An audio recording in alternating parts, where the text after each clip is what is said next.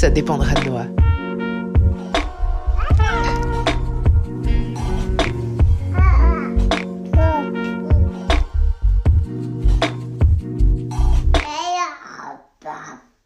J'ai souvent l'habitude de dire que, passé un certain point, quand on est entrepreneur, on n'a pas besoin de plus de stratégie en fait, parce que toutes les stratégies, on les connaît, on les a peut-être même testées déjà, et ce sont d'autres compétences qu'on a besoin de développer. C'est un autre cap qu'on a besoin de passer, d'autres choses qu'on a besoin de mettre en place. Et en fait, j'y pensais ce matin, et je me suis dit que non, en fait c'est faux.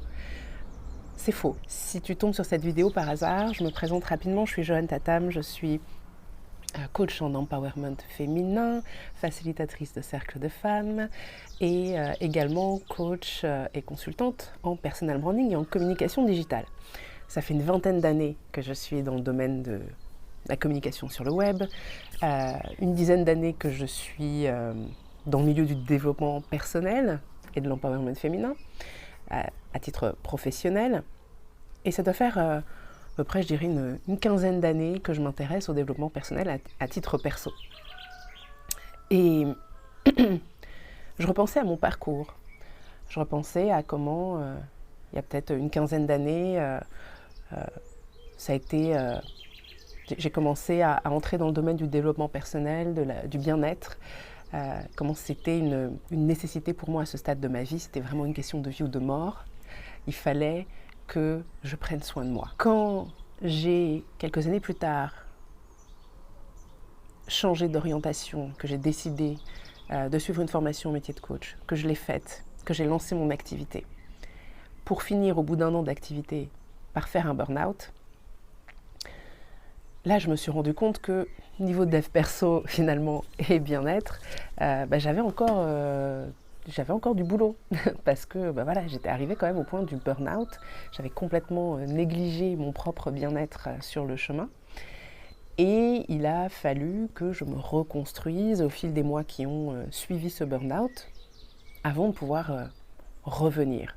Mais revenir différemment, revenir avec un autre état d'esprit, revenir plus forte, j'ai envie de dire. Et c'est en pensant à ce cheminement que je réalise que, en réalité, certes, à ce stade, je n'avais probablement pas fait le tour de toutes les stratégies possibles et imaginables pour développer mon activité. En revanche, il y a une chose super précieuse qui m'a permis de continuer et de rester droite dans mes bottes et de tester encore et encore jusqu'à ce que je trouve ce qui fonctionne pour moi, jusqu'à ce que je me sente vraiment alignée, jusqu'à ce que je parvienne à développer à la fois une activité et des offres qui font sens pour moi, qui font sens pour le style de vie que je désirais mener, mais qui font sens aussi pour ma clientèle. Eh bien, sur ce chemin-là, je ne me suis pas contentée d'appliquer des stratégies. Sur ce chemin-là, j'ai dû, et j'insiste bien là-dessus, j'ai dû développer d'autres compétences. J'ai commencé là, cette semaine, une série de lives sur Instagram, au fil desquels, semaine après semaine, je pense que je vais explorer les différentes compétences que j'ai été moi-même amenée à développer, à renforcer, sur lesquelles je continue de travailler encore et encore et encore, parce que c'est un travail continuel. Hein. Mais je pourrais résumer, en fait, la compétence la plus cruciale, la plus importante que j'ai eu à développer, mais dès le début, en fait, avant d'arriver au stade où j'ai plus besoin de stratégie, entre guillemets, c'est la capacité à m'apaiser, à réguler mon système nerveux. C'est un peu le buzzword en ce moment dans le domaine, dans le milieu du développement personnel et du bien-être. La régulation du système nerveux. Ça, c'est quelque chose que j'ai dû mettre en place très rapidement après mon burn-out. J'y étais forcée. La régulation de mon système nerveux. M'apaiser, en d'autres termes. Et puis de faire d'une façon qui fait sens pour moi, qui est ancrée dans la réalité, dans ma réalité, qui est alignée avec qui je suis. et toujours dans un état d'esprit de faire les choses avec le plus de simplicité possible, en étant le plus ancré possible.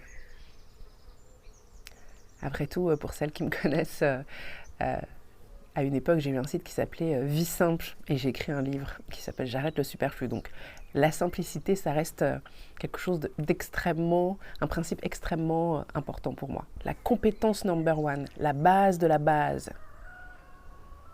de ce que j'ai eu à développer, c'est ma capacité à m'apaiser encore et encore et encore face aux challenges, aux épreuves du quotidien perso et pro, car les épreuves perso ont un impact sur ce que je fais dans le domaine professionnel, et ma capacité à me ressourcer. Et tout ça, donc, c'est la capacité à réagir face aux événements d'une façon sereine, solide, ancrée, mais aussi la capacité à, globalement, maintenir un état qui permet le plus rapidement possible de revenir, de se recentrer, de se recalibrer pour pouvoir passer à la suite. Et c'est ça qui m'a permis de faire face à tous les échecs, entre guillemets, que j'ai pu rencontrer en tant qu'entrepreneur. Les lancements qui ont foiré, les programmes que j'ai lancés qui finalement ne me correspondaient pas.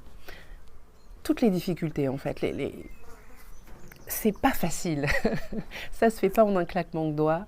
Pour la majorité des gens, en tout cas, l'entrepreneuriat, construire une activité, ça se fait pas en un claquement de doigts. Et même une fois qu'elle est construite et que une entrepreneur est installée pour de bon, il y a toujours des challenges. Parce qu'à chaque niveau de croissance, à chaque niveau d'optimisation, il y a toujours des challenges. Et on a besoin de pouvoir y faire face avec le plus de sérénité et de solidité possible pour pouvoir prendre les meilleures décisions pour nous. Quand on prend une décision pour notre activité ou pour notre vie dans un état d'esprit et j'ai envie de dire, dans un état émotionnel et ou spirituel agité, flippé, stressé, on ne prend pas les décisions les plus alignées.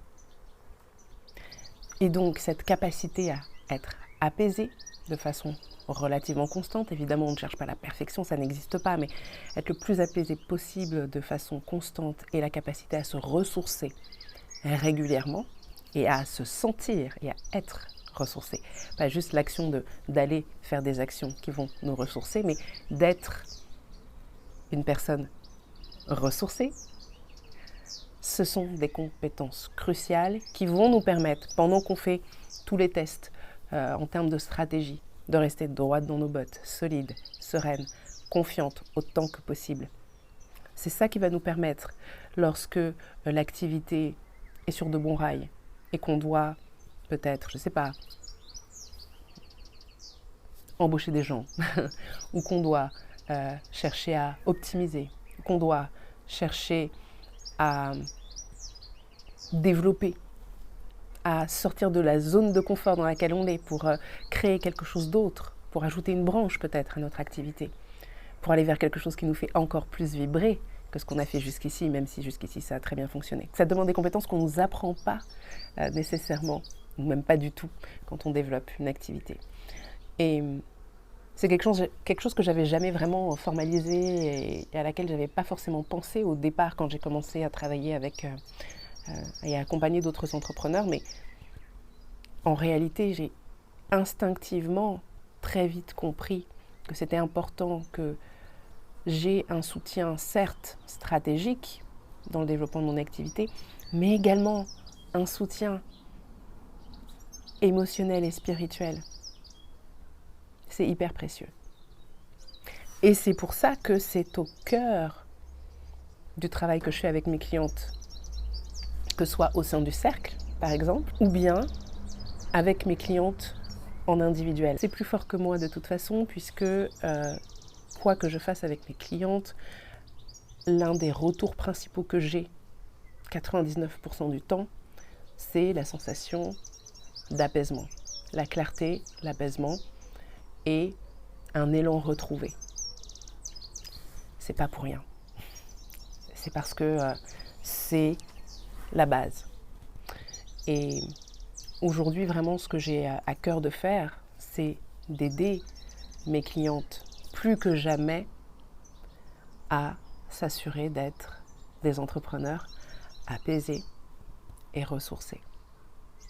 Ce qui va leur permettre d'être alignés dans toutes leurs décisions, dans toutes leurs actions et d'entrer pleinement dans leur puissance. Si c'est quelque chose qui te parle, si tu te sens appelé à vivre ton activité comme ça et à vivre ta vie finalement comme ça, tu as 2 options aujourd'hui.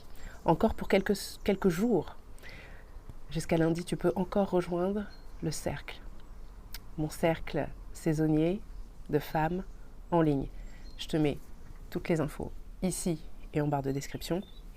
Et tu as aussi la possibilité de travailler avec moi en individuel et je propose de façon extrêmement ponctuelle. Donc, place disponible exclusivement jusqu'à fin juillet, c'est tout et ça ne reviendra pas ensuite.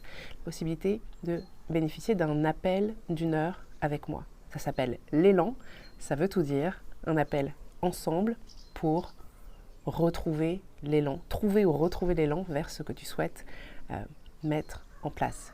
Je te mets là encore toutes les informations ici et là. Et si tu as la moindre question, n'hésite pas à me les poser en commentaire ou en me contactant en DM sur Instagram ou par email. Je me ferai une joie de te répondre. Et d'ici là, je te souhaite une excellente journée et je te dis à bientôt pour la prochaine vidéo.